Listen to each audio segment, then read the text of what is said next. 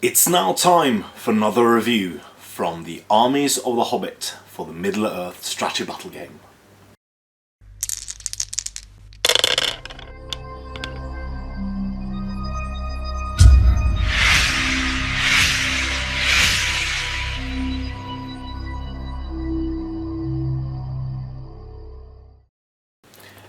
Hello and welcome to yet another video here on the YouTube channel STF Wargaming Studio. My name is Andreas Norwegian Viking and this is my review and look at the changes for the Dark Denizens of Mirkwood from the Armies of the Hobbit for the Middle-earth strategy battle game. So the Denizens of Mirkwood is of course a compilation of Griblies found in the evil places in the world, as Mirkwood of course is or has become, and you have here the return of several old profiles previously from the Lord of the Rings, which was not included in the Armies of the Lord of the Rings. So yeah, previously the Dark Denizens of Mirkwood could contain, well, all of these models, but the rules were spread all around the place, so you had to have Mordor, and or Moria and Angmar, plus of course the Darren book to get all the different rules. I think you even needed to have the original Hobbit rulebook for the Felwargs in it. So of course Dark Denizens of Mirkwood can be historically allied with no army. They can be conveniently allied with a lot of them. So Azog's Legion, Azog's Hunters, Dark Powers of Dol Guldur, Desolator of the North, so that is of course Smaug, Goblin Town, Moria and the Trolls.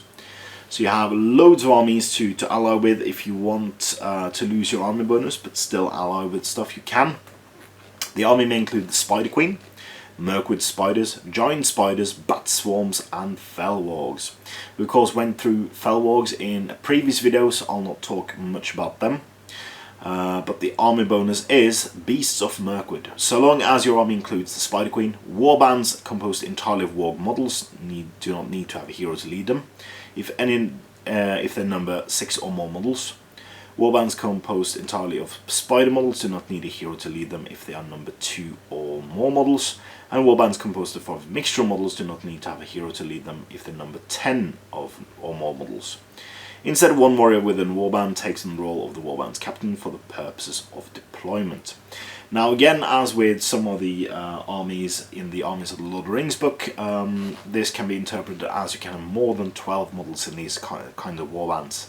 So you could, for instance, have Spider Queen and, since she's a hero of valor, 15 models, and then you can have one big warband of whatever the rest you have available in points.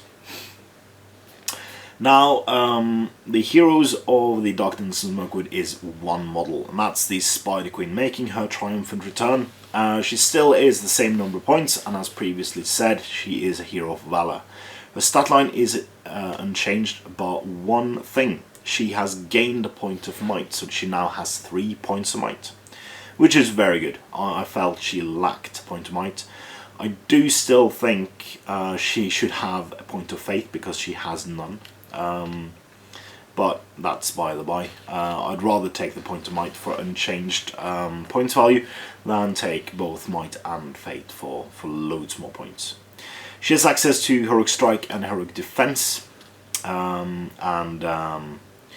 she still has, well, there has been some changes, but it's basically the same thing. The Monstrous Charge was covered by the rules previously.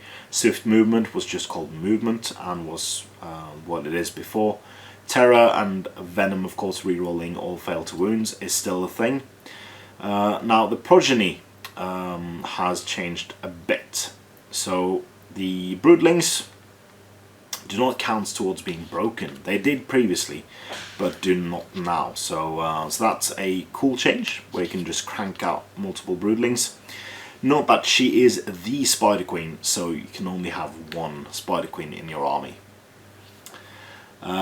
The warriors, they have access to, of course, Felwargs in this as well, but I've already covered those. So you have the Mirkwood spiders, is basically unchanged. It's still the same amount of points and still the same stat line and special rules, although some of the keywords for the special rules have changed. It does the same thing.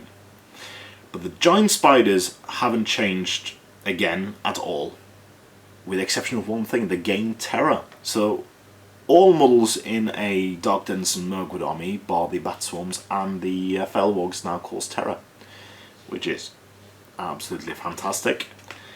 And bar the so the bat swarm is still the same as it always was, same amount of points. It has, however, changed its movement value to 3, but it has the fly special rule, so it can now fly 12 inches anyway. So it's only like Floy who can take it away, and they can crawl 1 inch in difficult terrain if they want to, or charge half an inch inside. So yeah, that's I think is good. I really like the. I've played a bunch of played against and played a bunch of Gribbly armies, and I feel like they are good. I feel like it is fun to play. It's something different and not necessarily something you would think of meeting in a either competitive or friendly game. So it can take you on the back foot, as it were, to play an army such as this. It's very fast moving. It has it's very low in might, but does have high strength.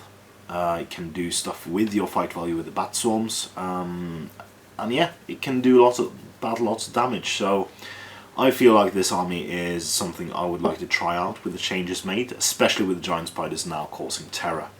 So tell me if you want to field an army like this in the comments below, and while they're there, give us a thumbs up, and join us next time when I review and look at the changes for Goblin Town. So until then, I've been Andreas, Norwegian Viking, and that has been my review of the Dark Denizens Mirkwood from the Armies of the Hobbit for the Middle-earth Strategy Battle game. Please comment, like, share and subscribe, and do consider supporting SDF on Patreon using the link in the description below, as it is a fantastic way for you to support our efforts here at the studio, and it gives us the monetary means to expand, improve and give you more cool videos each and every week. And if that's at all interesting, click on the link in the description below and it will be taken to our Patreon page, but more importantly, support your hobby.